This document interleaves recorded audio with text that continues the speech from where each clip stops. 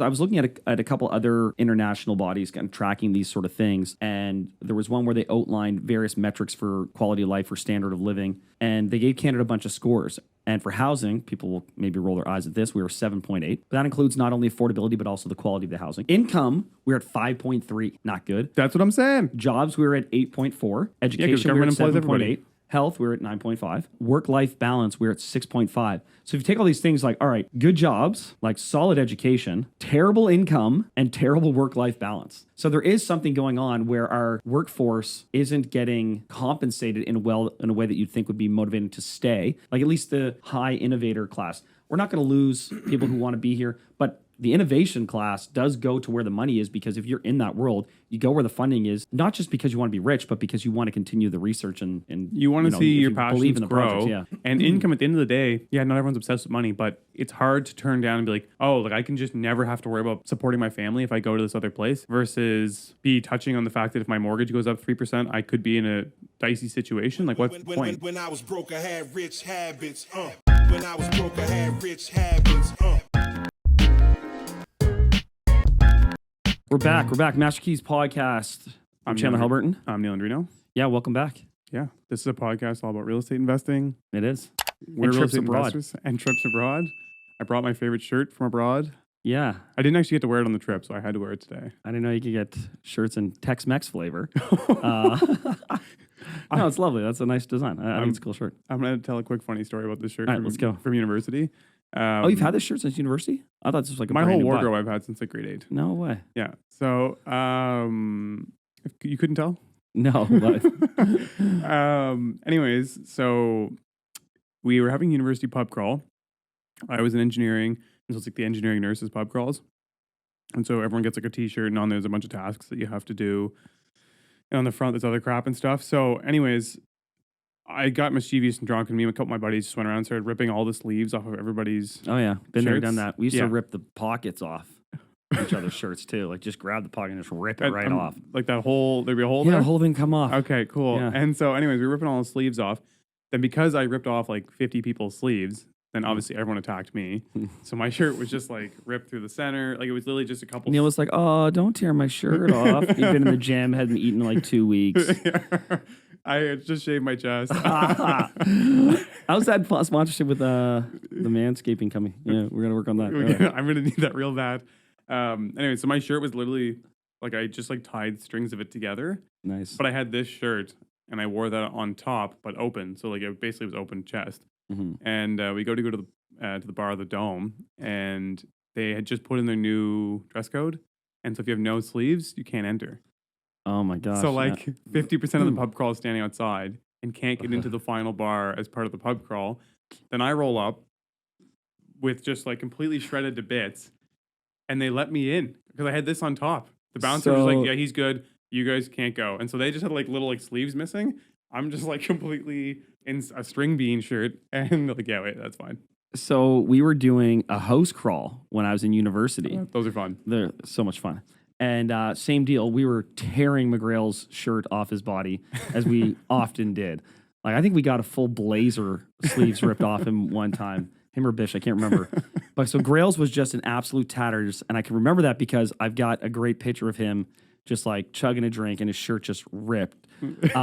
But he was dating this girl at the time. And on the walk home, they decided to stop and make sweet, sweet love. Okay. In Au Natural. Oh, yeah. And this was somewhere in, I mean, all the spots we were bouncing around were like South End, Halifax. So this was somewhere on the peninsula. Yeah. The problem was he was so covered in booze by that point. And like, because I think we also were dousing him with liquor. And like all the sugar that was on him, they accidentally hooked up on an anthill. And he woke up the next day and he was just covered in ant bites. He had no shirt and was covered in booze. And yeah, so that's very funny. I'm going to quickly flash you a picture. This is not going on the pod, but I'm going to show you the picture of me that night. No, we're going to flash this up on the pod.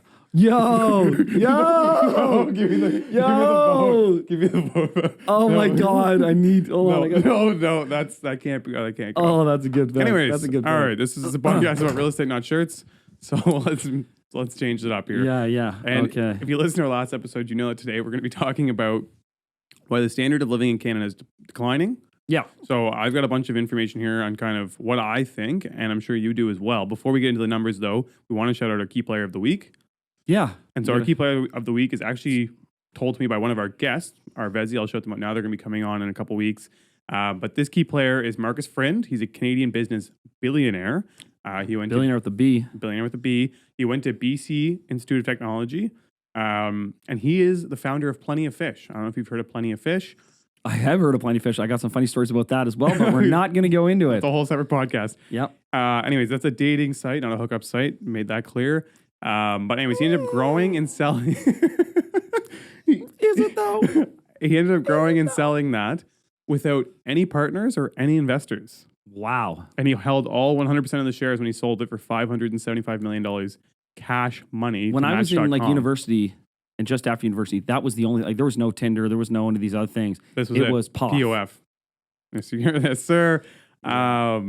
Today, he now owns and operates one of the largest wineries in BC, Frind Winery. And he also has now owns and operates and started a Wayfair competitor called Cymax Group, which sells furniture online and then also helps big brands start to sell, like House.com and things like that. Anyways, shouting him out because it's super cool to me that he started a business of that scale without needing a bunch of partners and taking a bunch of investment capital. Kind of shows that there's still opportunities, depending, no matter what you do, to do things organically, slowly maybe, and eventually get to that growth level where you can sell it and make big, big dough. So anyways, very smart guy. He's our key player of the week. Maybe we get him on here. Yeah. That'd be very cool. That's wild, man. That site was pretty legendary in its time. But that was before what now is so commonplace, like online dating and this matchup stuff and whatever. But at the time, that was like the new the thing. Yeah. But when did Tinder's been out for a long time now? I don't know. Tinder, yeah, that's a hookup site. Okay. all right, fine. All right. Anyways, moving right along. So yeah, let's talk a little bit about this. But before we do, I want to throw a couple things at you high level to see what your thoughts are. Okay. So there's this mass public sector or public service strike going on, like 155,000 people, give or take. Okay. PSAC, which is the Public Service Alliance. And then there's like 35,000 people working for the CRA, which is great because it's tax time and all of them are on strike as well. What are your thoughts on this? Because we just talked about how they're striking based on the fact that they're underpaid? I mean, it's everything, yeah. That's like the main root cause, work conditions, but like it always boils back to pay. Yeah, it does, pay and benefits. And we talked about how many people just got hired in different forms of public sector. And again, this includes like border services, I think a lot of departments like natural resources and all these things, kind of all the different public services you might expect beyond things like, healthcare, military stuff like that. So this is a very touchy. No. So I think like right off the hop, my number one thing. Not coy. Don't you be coy either. The first thing that I'm like thinking in my head is, okay, so like their wages definitely have not paced inflation. No one's. So just straight up, and no one's have, and I think everyone in every single industry is kind of being like, I need a pay raise for sure. Yeah, to pay my bills, not because I need to make a bunch of money and go buy something new. I just literally need to pay for groceries. Yep. So I think that's kind of what stirs it and pushes it over the edge, and actually kind of caused it. The tough part being is there's a big part of the population that I think looks at those workers and doesn't feel necessarily that they deserve more, not whether rightly or wrongly, but I think that's like the overall, or like at least don't cry, oh woe is me, when you guys have like the best benefits of anyone in the country. Yeah, there's like the guaranteed work, best benefits, and then there's also a lot of consideration, I think, for work-life balance. Yeah, that's one of the things they're arguing for is they want to be able to work from home more. I thought, wouldn't most of them already have the ability to? Yeah, they don't want to go back. Okay, right. And they want it to be kind of ingrained, and a lot of people are like, that's not. Like, so here's my thing with unions. This is going to get a little dicey.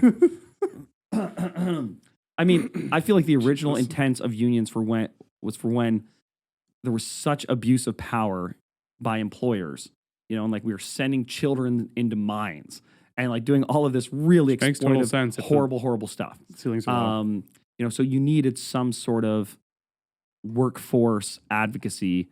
And that's what unions were initially intended for. And I still think to some degree there is a place for unions. But I feel less strongly about that when it's in the public sector. That's my own personal view, because I feel like they are effectively negotiating with citizens, right? Like, I feel like it needs to be a little stricter. But, wait a second, there's that many people working in there, and we've already talked about how much control a government can have. And so if the government's employing 25% of the population, and there's no union within that, that's a dangerous thing.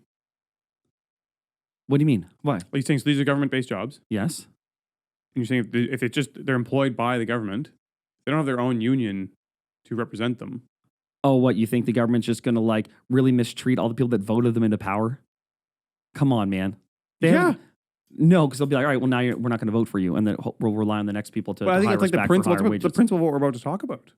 Yeah. I think everyone that lives here, we get taxed to the hilt, and there's lots of things that they do that we're like, this is completely complete insanity, and then we'll continue to vote them back into place. Yeah, I mean, again, yeah, it's just such a tricky scenario. I just know that in this particular case, I wish them all the best of luck. I don't sympathize for them. I think, yes, people should have inflation-adjusted wages, but all the rest of the stuff, man, we got some people working their tails off in much harder conditions. I totally agree. And, their only downfall is that, unfortunately, they're not working for the government and can, mobilize 155,000 people nationwide. And, I don't think they can cry, oh my gosh, poor us here. There's a lot of people way worse off. I totally agree. But you do need to stand for whatever you believe in. So that I agree with.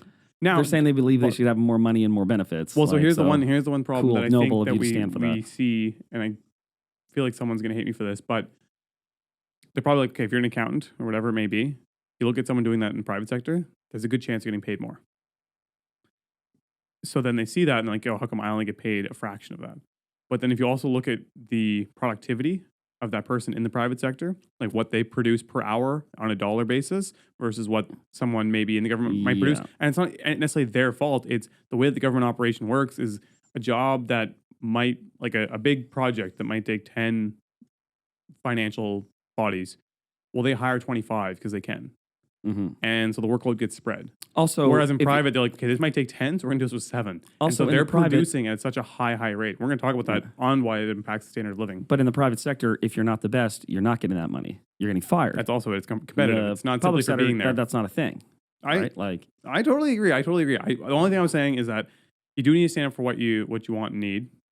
So that I agree with. Them necessarily needing more, I don't. But I understand that it's very expensive to live right now, and I'd be honest, probably most of the salaries are sub 6 figures, which it makes it very difficult to not even think of getting ahead, just to pay your bills. That's the thing. Yeah.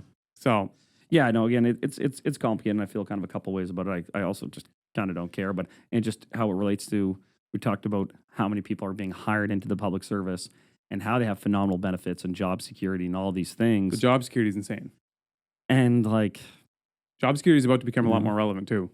It hasn't been because it's been just whatever, but now it's going to be, people are getting laid off left, right, and center.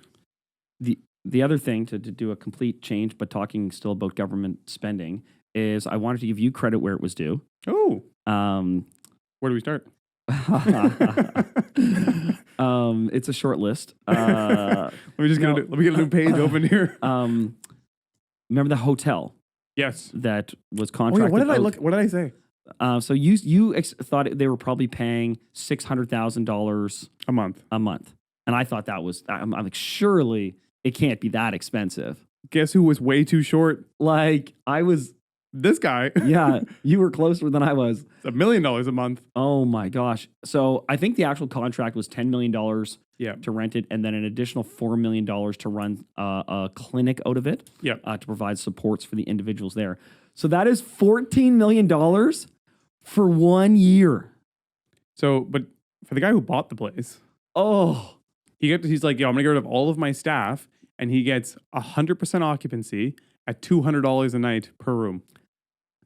Like, I legitimately was like, should we try to buy a hotel? Because you can get that sucker vacant and just call the government and be like, yo, bring some of them $4 million over here. $200 a night, so he's getting $6,000 a unit. So like in a decent location, those are like what, $1.25 million?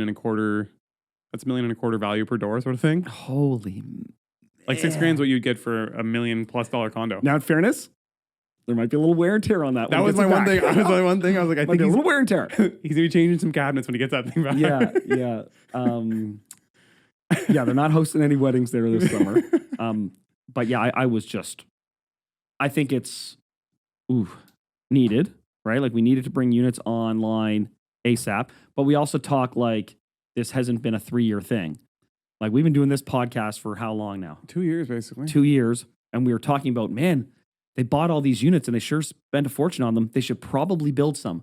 Well, if they had started construction at that particular moment with $14 million. Oh, don't even say that's crazy. That's been long enough now that you'd be like, all right, units are coming online. Yeah.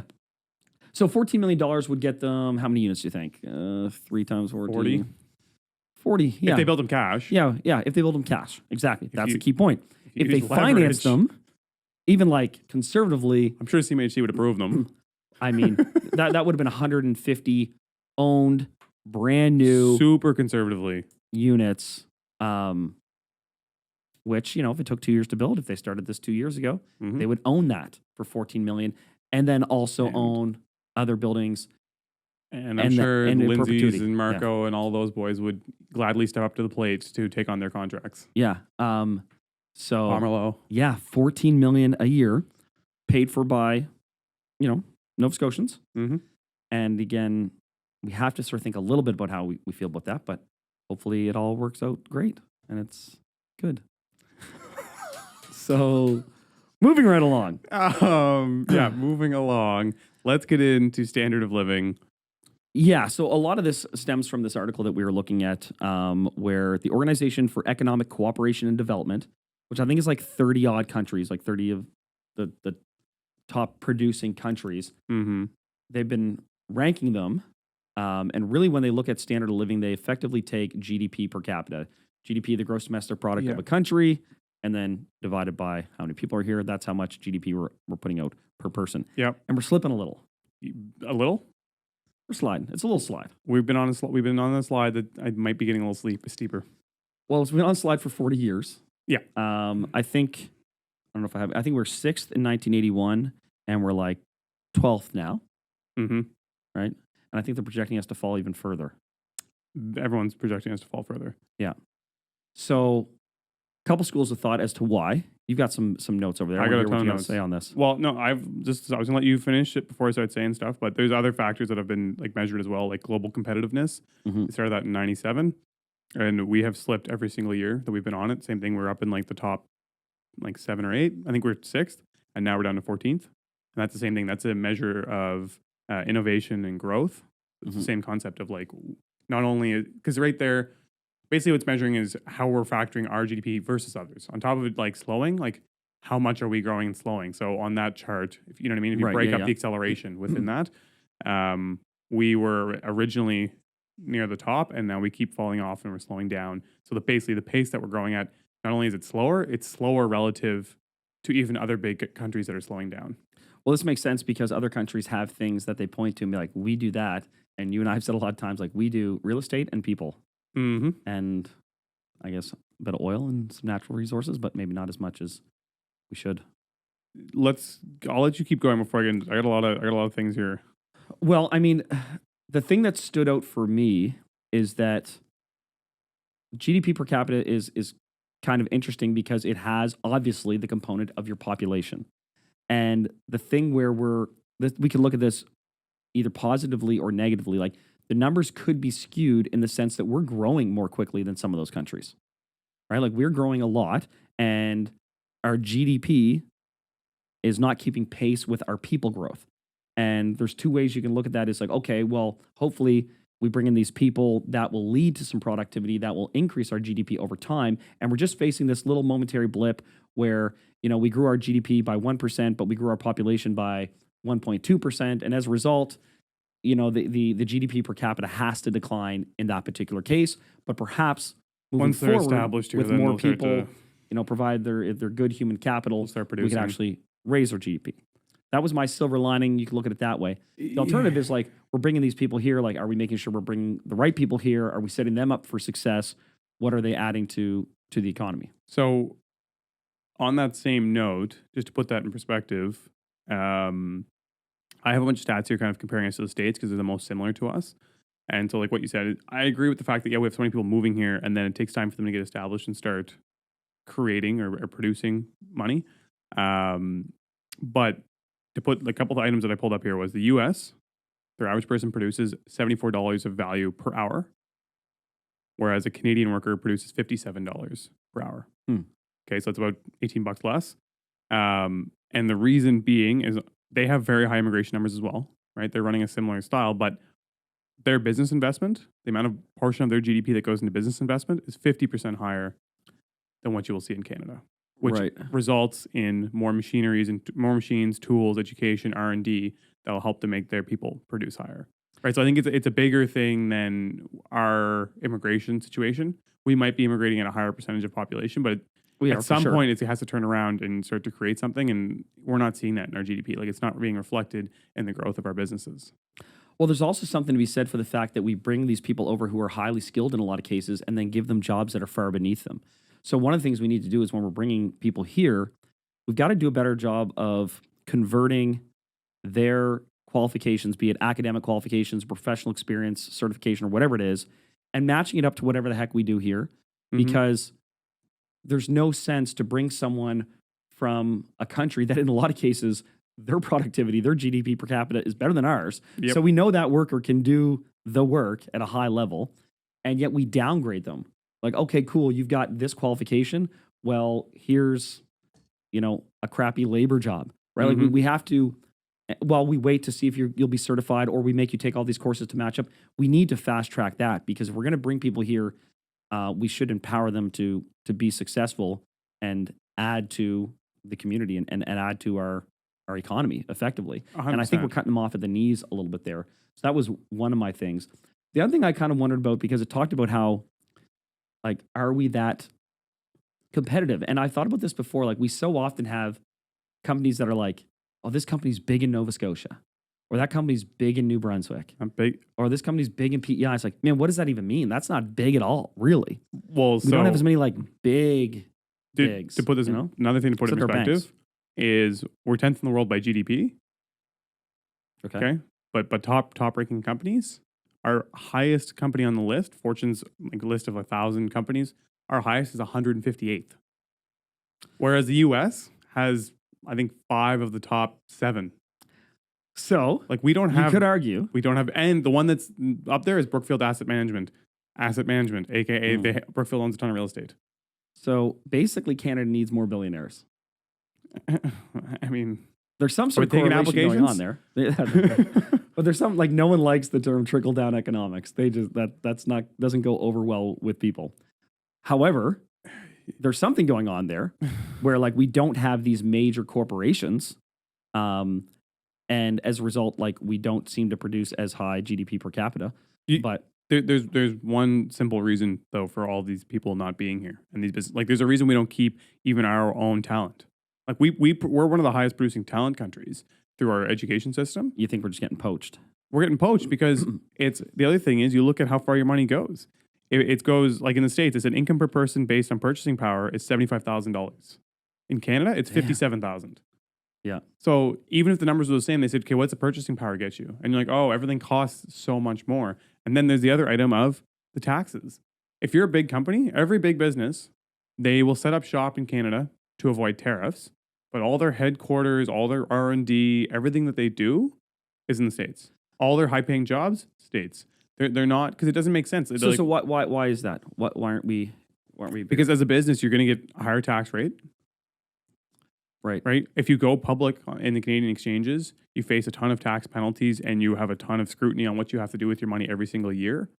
Right. Like, it would end up nuking the businesses a lot of the times. Like, they just nuke their potential growth. And then the people that want to work for you, it's like, we'll pay you $250 in Canada. You're going to walk out with 140 of it. We'll pay you $250 in the States and you're going to walk out with 200 of it. The other thing is that Dodge Ram that you want for $80,000, it's actually $60K in the States. Like, it's just like and you want that house? You've seen it. We've all seen it. Go on Instagram, watch reels. Okay, $500,000 house, compound, like legit compound. $500,000 house here. We've all seen those. What does that even equate to? You have to drive to some basically beat up home now outside of town that needs a bunch of maintenance and is nothing special. So you think it's it's a to some degree a corporate tax issue and then a after tax income issue, but there's got to be something else about why like we're not fostering ingenuity and advancement to some degree, because there are some people out there that are just out there to trying to come up with things and trying to launch businesses. Okay, so regardless, here's another one. I'll give you another one right now. This was actually my physics TA, first year university. Chris Burns, be sick if we got him on here. Actually, he's gonna keep player of the week, but he started things called Novonics Battery Technologies. He worked with Jeff Dawn. Some of you guys might know Jeff Dawn. He is a leading battery researcher in the world. He works now with Tesla Research Lab in Dalhousie. Elon Musk calls on him. Like when Tesla has press releases worldwide, Jeff Dawn will be involved. So anyways, some of the leading battery research is done here. Chris started another business that's involved in battery research. And I feel like the Canadian government gave him like a couple $1,000,000 through like a co-op, whatever the program was. U.S. government, I think they like funded him like $100 million to come build his facility in the States. So like literally immediately done. Like where am I going? Am I going to go to Texas where I can get a $100 million check to build a facility and upsize 10x? Or am I going to stay here and build a facility with my $2 million? Right. He is a local, went and he taught at the school here, all this. So he's staying and he's building a facility in Burnside. But at the same time, he's building a facility that's 10 times the size in Texas. Right. So tell me his business is not ultimately going to end up down there. Is he going to put his best? The business is already there. His business is already there. Majority of the business is there. And once he opens there and he's like, oh shit, I'm making 90% of our income there. I'll just keep this as a legacy thing because I'm from Dartmouth or whatever. But I'm not going to run my business here. Like, and I can't keep my top talent because again, I'm paying them a bunch of money. They're not really seeing it come home. The other thing is when you're here, what are you going to spend it on? They don't have all the luxuries that you would want from like a lot of the bigger cities that they have down there. So like it's a thing. And here I guarantee you he'll probably pay on the 1/10 size business. I guarantee you he will feed as much money in taxes as he does on his 10x business down there. Like I bet you he cuts the same tax bill for those two businesses. And it's like, he'll also have, why am I going to stay? Potentially he'll also have a little bit more trouble recruiting top tier talent here. That's what I mean. As opposed to down there. Yeah. Trying to haul somebody to come to go work in Burnside, like that's. Well, that's interesting because I was looking at a couple other international bodies kind of tracking these sort of things, and there was one where they outlined various metrics for quality of life or standard of living, and they gave Canada a bunch of scores. And for housing, people will maybe roll their eyes at this. We were 7.8. But that includes not only affordability, but also the quality of the housing. Whoa, sorry. Say that again. For housing, we scored a 7.8. Well, what's the rank? What's out of 10? 10 being? The best. Okay. Just making sure. I missed what you said. The best. Income, we're at 5.3. Not good. That's what I'm saying. Jobs, we were at 8.4. Education, we were at 7.8. Health, we were at 9.5. Work-life balance, we're at 6.5. So if you take all these things like, all right, good jobs, like solid education, terrible income, and terrible work-life balance. So there is something going on where our workforce isn't getting compensated in a way that you'd think would be motivating to stay. Like at least the high innovator class. We're not going to lose people who want to be here, but the innovation class does go to where the money is, because if you're in that world, you go where the funding is. Not just because you want to be rich, but because you want to continue the research and you want to see your passions grow. Projects, yeah. And work-life balance and like enjoyment of your life is so important. And income at the end of the day, yeah, not everyone's obsessed with money, but it's hard to turn down and be like, oh, like I can just never have to worry about paying like my whole, like supporting my family if I go to this other place and do the exact same thing, and I can live the same life but be like unbelievably financially stable versus be touching on the fact that if my mortgage goes up 3%, I could be in a dicey situation. Like, what's the point? Yeah. So we got to invest more into R&D basically and startup stuff. Yeah, but the only way you're gonna get that is by removing the taxes. You have to do some sort of tax incentive for new businesses like that to be able to come here and want to do it. Because if otherwise, every time they're gonna leave because it just doesn't make sense to be here. The other thing I want to add into that, it's funny about the work-life balance. Did you happen to see what the States was? It was better, but I can't remember because I compared all what's crazy is the States actually have an average of 33% more work hours per pay period than Canada does. So they're actually working more hours. No way. I don't know how they're getting that rating, but I feel like people are rating that and they probably feel like it's work-life balance. A lot of this was self-reporting. It's self-reporting, and so people feel like they have a work-life balance because they feel like they're getting something for their work. because they can pay their bills, because they have whatever they are into a certain vehicle. They have that. They want to go on trips. They can do that. Whatever it is. That was a funny thing. I saw an article just to circle back to those striking federal workers that like in like some of their self-reporting stuff. A lot of people that work there talk about how great of a place it is to work, and like they actually really enjoy the work that they do. If you come back and you fire me to up the pays for the other 50%, I would like to go revoke what I've said and cancel the strike. Yeah. And anyway, kind of interesting. Yeah, it is sort of, it's funny. I've never really thought about that. And I keep hearing all this stuff that there's a lot of innovation and a lot of cool stuff happening in Halifax and Nova Scotia. And there's grants and all these startups and blah, blah, blah. At the end of the day, I never see them. So I'm not trying to be a jerk here. But like at some point, if they're going to grow to an amount that'll move the needle, like from a GDP per capita, like what we're talking about, I should at some point see them on a building. And there's a couple popping up, right? But if you look around here, what are our big buildings? Like they have to do with real estate, like not just because they're buildings, but because they're or the banks, or the banks, or a government office, or government. Like everything here, it's like that's a public space. Over down there, that's a public space in terms of like museum, Nova Scotia Power, condos, apartments. Like, that's all there is. Like, there's no, oh wow, this is that crazy startup company, and they're doing great down here in downtown. Like, so yeah, it's got to be money, but or is there some sort of Canadian element too, where we're just not that? There's the other competitive, like non-changeable item, which is like weather. And more people are going to like the warm, dry climates that you have in the States. And then the other item, because of that's just like its own draw. And then with bigger population base, everything you do can grow 10 times the speed, or that's true. Maybe not even grow 10 times the speed. But like in most Canadian cities, there's not a big enough market to feed a lot of businesses to hit the critical revenue. Like, if you're starting a new business and it's kind of a dicey gamble, are you going to do it in a city of 100,000 where you might get 1% of potential people being 1,000 people, or are you going to go to a city that's like not 100 million but 10 million? Well, this is why I feel like there could be this lag if we bring all these people in.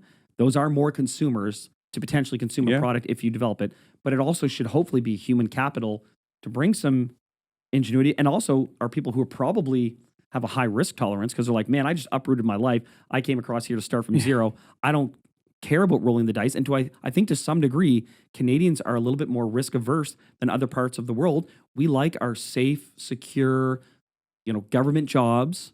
We like to chill. We like to have good benefits. We tap ourselves on the back and say healthcare is free. We live in the greatest country ever. The numbers don't bear any of that out. And even our self-reporting about quality of life and sense of fulfillment don't necessarily bear that out. But a lot of people like the status quo that we have here. Okay, so here's what I'm going to say. On the flip side, the positives for Canada. I don't know if you've heard of it before, but it's called the Gini coefficient. It measures wealth disparity effectively. It's between 0 to 1. 1 being like complete disparity, and 0 being everyone's equal. And this is where we would beat the States. The States is 0.5, right? So 0.5, which would be like right in the middle, but which again is fairly high. Canada's 0.39, right? So where we have a lot less disparity. So that's I said, they just want to make us all equally poor. And I was going to quote you on that. They want to make us all equally poor. The other thing is like, you can come here and political stability, for the most part, has been good. Everyone was a little freaked out by a truck rally, but overall, I don't think anyone got killed or anything in that process. Like, it's a pretty low-key protest. Those days. There's less disparity. We are ranked, I think, as the lowest or one of the lowest corruption countries, which I feel like for a lot of people coming from overseas, they're exhausted with the constant corruption. Well, it's hard to be corrupt in a place where they just drown you with red tape. Like, even like the scammer's like, you know what? It's not even worth it. I got to fill out all these forms. And we were ranked for having good, nice people. Relative to other countries. That one's very subjective, and living here, I don't know if I necessarily 100% agree. It's like everyone says when you visit a place, they feel super nice, but when you live there, you don't necessarily think that. But so we do have some of those strengths, and to what you said, I think the political stability and the ability to come here and get a government job, which is super secure, is nice, because again, if you're coming from even the States, you could have an amazing job, everything can be going well. Holy crap, there's a helicopter. Fly by. God, that's low. Yeah. He's lower than this building, which means he's like 35 feet off the ground. Yeah. Well, anyway. Anyways, speaking of government employees, the boys are up for lunch, just whipping and seeking. They're just hitting Tim's down at the end of Barrington before they go on their recreation or physical education training for 2 hours this afternoon. I'm not standing by anything you just said. When they come here to beat you up, I'm going to be like, man, I didn't say it. Shout out Ted Richard. He would have been on that helicopter. Anyways, the other thing is, if you come from a country where the economy swings, there's all this corruption, you could be like running your life, everything going well, and both partners get laid off, and you're like, you have kids, and you're literally completely hooped. And so coming here and being like, we now have government jobs, I never have to stress about not being able to feed my kids, not being able to house them, all those items. There is that sentiment, but in the world of like business, this doesn't feel like a great place to be doing business. And I've been saying that for a long time. Yeah, like, you have. Yeah. They just don't incentivize it, right? That's kind of been the thing. They need to make incentives. And the biggest one that they're doing is that the only incentive they can do, because now they've put the taxes up so high and they've taxed absolutely everything and control everything, they need to start pulling those back. Otherwise, large companies are not going to want to come here. And if anyone starts to grow a large company, they're going to leave. Yeah. It's, and again, it just means we're over-reliant on all this wealth needing to be stored in real estate. Like I saw some crazy figure too that in 2022, it's either 2021 or 2022, the average person in Toronto made more income in their property than they made in their job. Oh, and during COVID, I think like the average person in every province probably did that. I don't know about Maybe that. not a couple, but like a lot of people would have. Yeah.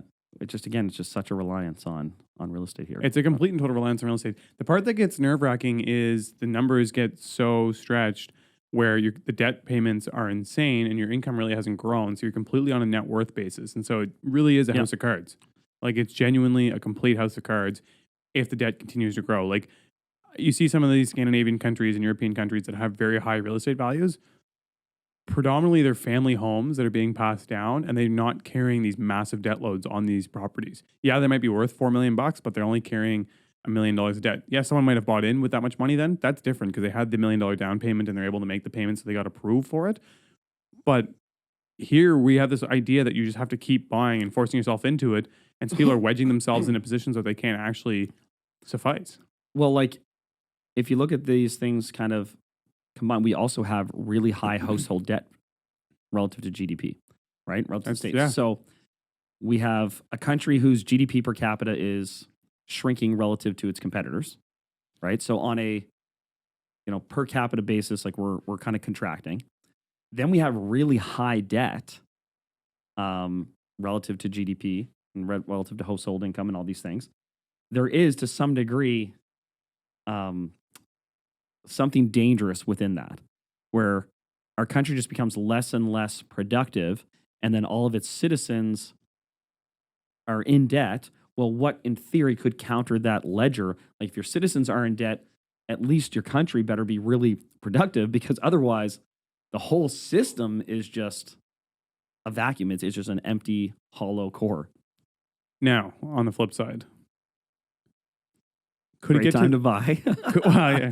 But could it result, like, is the end goal here where Canada is this super stable, super safe climate where people really want to live here, and really real estate, we like kind of rag on it for being a driver for the GDP, but in some ways too, like if the prices are super high and there's foreign investment constantly buying it, like we'll continue to build it, and it does employ a ridiculous amount of people. Like to build one big apartment building, it takes a ton of people to make that thing go up. Yeah, but we're super reliant on that foreign investment coming in, as opposed to like exporting, proprietary stuff. As the world grows, there'll continue to be more and more turmoil outside of this country. You think, eh? And we're not that big, and so it's like it doesn't take that many people to keep the train running. So if we keep it at this current pace, like how long can that go on for? Where we're like, okay, people everyone's gonna be living like there's gonna be more and more turmoil across the world, and there already is. Right. And same with like on the environment side, there's places that are getting less and less habitable. Like you look at Miami and stuff like that, one wave and they're going to be gone. Like they're literally, I had friends down there last week in Fort Lauderdale and they're like, yeah, they have 2 feet of water in every single parking lot. It's not even on the news anymore because that's just like a normal shift of the so tides. weird. They're just like, yeah, the tide went up an extra 4 feet. Whatever, man. Insurance replaced all your cars. We're going to send them up to Canada. They'll be fine. So people are going to be starting to get away from that. And we're in a much more stable place. And they're really going to push for like the green energy requirements. Like we'll start to feed into some of those. And I think it could potentially go to the point where like you have pretty much the have and have nots here, but the have nots would be basically government employed. So they're living a decent quality of life and it's very safe and stable. And then the few that are haves here will be like out of this world. Yeah. Could we sustain that? Is that like, could you just run an entire country basically on a basic real estate? I was thinking about that. I was like, we're saying this like it's all bad and that we're super reliant on real estate. But on the flip side, we've been reliant on real estate for a lot of years. But people's bottom line income has to do better, right? Like to sustain that. I don't know. Look at T.O. T.O.'s been doing this for what, 40 years now? Yeah. Being completely reliant on real estate. That whole city has been reliant on the real estate. But it also produces disproportionately relative to the rest of the country. Like they're not a good reflection of what our GDP per capita would be because in Toronto it would be a lot higher, I would think. Yeah, it totally is because they have, but the only other industry is really financial industry. Yeah. But it's financial and real estate. It's weird because like, you look at Alberta, they produce a massive portion of GDP, but their housing doesn't cost that much, right? Like Toronto's big driver is the real estate. Yeah, yeah. Speaking of real estate, while you've been away, Markus got a little cuckoo. Oh. Don't know if you know about this. No. Market is popping. Market is popping. We're going to talk about that more next week. I thought you said Markus went cuckoo. Markus went cuckoo. Shout out Markus. Markus, if you're listening. No, but Markus did 4 ends last week. Like Angela's doing a bunch of ends right now. It's crazy. Sweet. Yeah, yeah. Yeah, I've been watching a bit. I've been seeing again multiple offers on most places. I've been getting messages. Offer deadlines are important again. Man, I'm in one right now that there was 7 as of last count, and that was like with hours to go before the deadline. I was in one, and that was in here in Halifax and Fairview. Another one down the Eastern Shore. I think there was 8 offers on that. And then there's another one that we didn't even end up going to see. It was in kind of outside Dartmouth way, 19 offers, right? This was something, it's still not as crazy as last year, but 8, 19, 7, like these kind of offer situations, that's cooking. The numbers aren't going as crazy, but I don't know, man. I have one other note in here that I wanted to add in here. 2 other notes I want to add in here before we just cut it off because we switched from that really quickly. Sorry.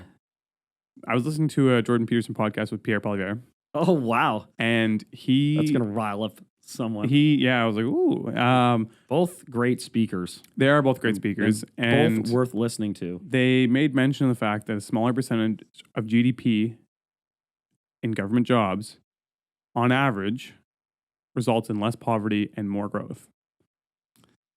So that was one thing they threw out there. Say that again. So less of our country's GDP tied up in government jobs. So like results less basically in less poverty and more growth. Okay. On the flip side, again, I'm going to go back to my other thing of like, can real estate sustain this whole thing? If we get to a point where the Boston Dynamics robots are doing everything for everyone anyways, and nobody has a job to begin with, are we not in a good place to be, like we're preparing for that? Or effectively establishing basic incomes? Just like fake filler jobs through the government. Yeah. Well, I mean, to some degree. That's kind of what we need. To some degree, someone would say that, like, if everyone's employed by the government, the state, that sounds a little bit like communism, which tends to leave people poor if we're looking at history. Yes. So I'm not saying I'm for it. I'm just about that. No, but it's relevant to what we're talking about. Yeah. I'll have to watch that. I didn't see that. As a whole, I think we never answered the question why the standard of living in Canada is decreasing.